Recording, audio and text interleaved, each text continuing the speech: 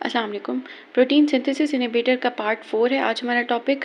कल हमने मैक्रोलाइड और कीटोलाइड डिस्कस किए थे। तो आज हमने एक ड्रग है फिडाजोमाइसिन जो मैक्रोसाइक्लिक एंटीबायोटिक है और इसको बेसिकली हम मैक्रोलाइड और कीटोलाइड में क्लासीफाई नहीं करते, ये अलग से इसको पढ़ते हैं, ठीक है। और इसके जो स्ट्रक्चर है मैक्रोलाइड्स की तरह है, लेकिन इसका मैकेनिज्म ऑफ एक्शन यूनिक है। हमने कल पढ़ा था कि मैक्रोलाइड्स के मैकेनिज्म ऑफ एक्शन में जो वो मैक्रोलाइड्स हैं वो बाइंड करते हैं 50s राइबोसोमल सब यूनिट के साथ और पी साइड पे, और इनहिबिट करते हैं transpeptidation, translocation and formation of initiation complex, so protein synthesis inhibit हो जाती है। बट इसमें पता है क्या, ये देखें सिग्मा सब यूनिट के साथ बाइंड करता है आरएनए पॉलीमरेज के, और फिर बैक्टीरियल ट्रांसक्रिप्शन जो है वो डिस्टर्ब कर देता है। तो ये बैक्टीरियोसिडल इफेक्ट है इसका। वैसे तो इसका डिपेंड करता है अपॉन डोज, बट इसका बैक्टीरियोसिडल इफेक्ट ही है, सेल की डेथ हो जाती है। अब इसका जो स्पेक्ट्रम है ना वो बहुत नैरो है, ठीक है। इसका ये स्पेक्ट्रम बहुत नैरो है।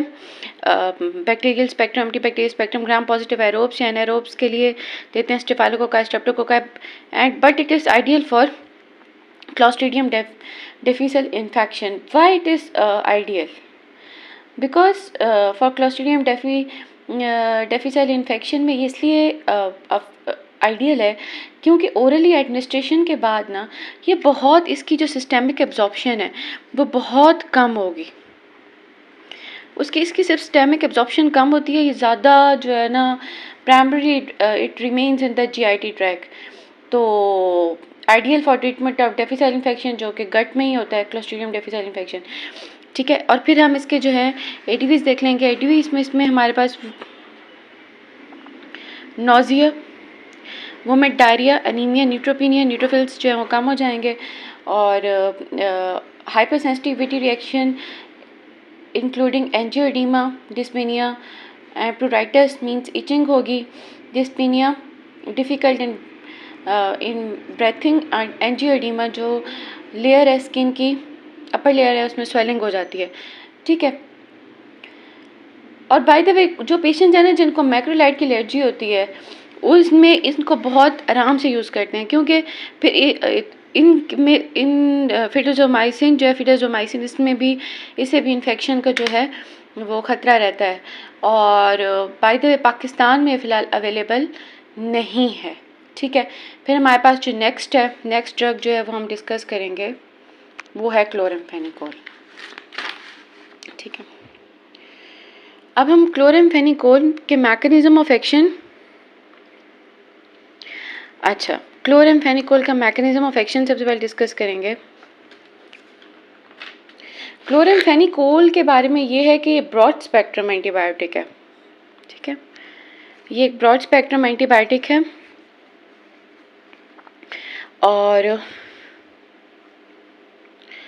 ये ब्रॉड स्पेक्ट्रम एंटीबायोटिक है and but it is restricted to life threatening conditions, ठीक है, for which there are no alternative drug available, जिनकी कोई और अल्टरनेटिव अवेलेबल नहीं होती है। एंटीबायोटिक बाकी एंटीबायोटिक से जी रेजिस्टेंस हो जाती है, ठीक है। इसका मैकेनिज्म ऑफ एक्शन ये है कि 50s राइबोसोमल सब यूनिट के साथ ये बाइंड करती है और ये इनहिबिट कर देती है पेप्टिडाइल ट्रांसफरेज रिएक्शन को, जिसकी वजह से प्रोटीन सिंथेसिस इनहिबिट हो जाती है, ठीक है। अब इसके जो because of some similarity with the mammalian mitochondria, bacteria और मैमेलियन माइटोकॉन्ड्रिया की कुछ सिमिलैरिटी होती है। तो प्रोटीन और एटीपी सिंथेसिस जो है ना इन बैक्टीरियल, इन अवर ऑर्गेनेलिस, इन मैमेलियन ऑर्गेनेलिस में भी inhibited at high circulating chloramphenicol. इसकी जब डोज ज़्यादा होगी तो एटीपी और प्रोटीन की सिंथेसिस जो है मैमेलियन ऑर्गेनेलिस में भी इनहिबिट हो जाएगी हाई सर्कुलेटिंग कंसनट्रेशन में, हाई कंसनट्रेशन में क्लोरामफेनिकोल के, and it causes bone marrow toxicity, right. इसका जो स्पेक्ट्रम हम देख लेते हैं। क्लामाइडिया जो एसटीडी कॉज करता है, ठीक है, और स्पायरोजेट्स, एनारोब्स, रिकेट्सी जो Rocky mountain spotted fever cause करता है, जिसमें फीवर होता है, जल्स होता है और एलर्जी हो जाती है, ठीक है। और फिर हमारे पास आते हैं इसके फार्माकोकाइनेटिक्स, ठीक है। फार्माकोकाइनेटिक्स जो है ना, फार्माकोकाइनेटिक्स में आपने बताना है कि आपने इसको आईवी रूट से देना है, ठीक है। और ये widely distributed through out the body, ये सेरिब्रोस्पाइनल फ्लूइड में भी थेराप्यूटिक कंसंट्रेशन में पहुंच जाती है। अब इसकी जो मेटाबॉलिज्म है ना वो हेपेटिक मेटाबॉलिज्म है, ठीक है। इसका हेपेटिक मेटाबॉलिज्म होता है इनएक्टिव ग्लूकोरोनाइड में, इसमें हेपेटिकली मेटाबोलाइज होती है इनएक्टिव ग्लूकोरोनाइड में, और ये सिक्रीट आउट होती है बाय रीनल ट्यूब्यूल और एलिमिनेट होता है कि यूरिन में। हेपेटिक मेटाबॉलिज्म होता है इसका इनएक्टिव ग्लूकोरोनाइड में, जो कि सिक्रीट होता है, secreted by the body, secrete out होगा बाय रीनल ट्यूब्यूल और एलिमिनेट आउट होगा यूरिन में, ठीक है। तो जो पेशेंट होते हैं जिनको हेपेटिक डिसफंक्शन होता है उसमें हमने इसकी जो डोज है उसको रिड्यूस करना होता है। It is secreted in breast milk, so it is avoided in breast feeding women, ठीक है। और इसकी जो रेजिस्टेंस है, रेजिस्टेंस जो है it is occur by presence of enzymes जो इसको इनएक्टिव कर देते हैं, इनएक्टिवेट कर देते हैं। बाकी इसकी एबिलिटी जो है डिक्रीज हो जाती है, क्योंकि जो बैक्टीरिया है वो रेजिस्टेंट हो जाता है इसके अगेंस्ट, एंटीबायोटिक के अगेंस्ट उसको पेनिट्रेट नहीं करने देता और बाइंड नहीं करने देता राइबोसोम से। फिर हमारे पास जो एडवर्स इफेक्ट है ना वो डोज रिलेटेड है। सबसे पहले जो मेन है ना वो एनीमिया है, ठीक है। Haemolytic anaemia and aplastic anaemia. जो हीमोलिटिक एनीमिया है वो आप उन पेशेंट्स में ज़्यादातर देखेंगे जिनमें ग्लूकोज 6 फॉस्फेट की डेफिशिएंसी हो जाती है, ग्लूकोज 6 फॉस्फेट डिहाइड्रोजिनेज की डेफिशिएंसी हो जाती है डेफिशिएंट पेशेंट्स के अंदर, उसमें हीमोलिटिक एनीमिया हो जाता है। और aplastic anaemia it is independent of dose, even it occurs after, जब हम थेरेपी जो है वो स्टॉप भी कर दें फिर भी एप्लास्टिक एनीमिया के चांसेस जो है पेशेंट में रहते हैं। फिर grey baby syndrome, grey baby syndrome जो है इसका बहुत कॉमन एडवर्स इफेक्ट है, जिसकी वजह से इसको यूज़ करना, मतलब इसको बहुत कम यूज़ किया जाता है। लाइफ थ्रेटनिंग इन्फेक्शंस की वजह से ही इसको यूज़ किया जाता है।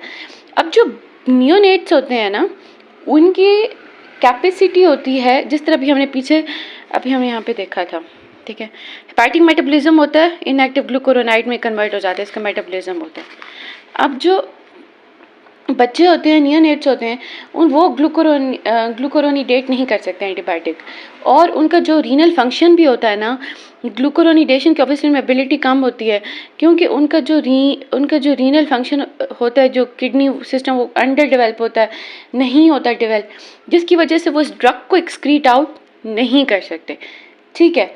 जिसकी वजह से ये ड्रग इकट्ठा हो जाता है, एक्यूमुलेशन हो जाती है इतनी ज़्यादा कंसंट्रेशन पे कि ये बॉडी के माइटोकॉन्ड्रियल राइबोसोम्स, ह्यूमन के अपने राइबोसोम्स को इन्फेक्ट करना स्टार्ट कर देती है, ठीक है। Depressed breathing leads to cardiovascular collapse, और साइनोसिस हो जाता है, और इसी वजह से इसको जो है ना हमने ग्रे बेबी सिंड्रोम का नाम दिया। ड्रग इंटरेक्शन में ये है, क्लोरामफेनिकोल जो है ऑब्वियसली हेपेटिक मेटाबॉलिज्म होता है इसका, तो हेपेटिक मिक्स फंक्शन ऑक्सीडेजेस जो है उनको इनहिबिट कर देता है। तो जो वॉरफेरिन और फिनिडोइन है, इसकी जो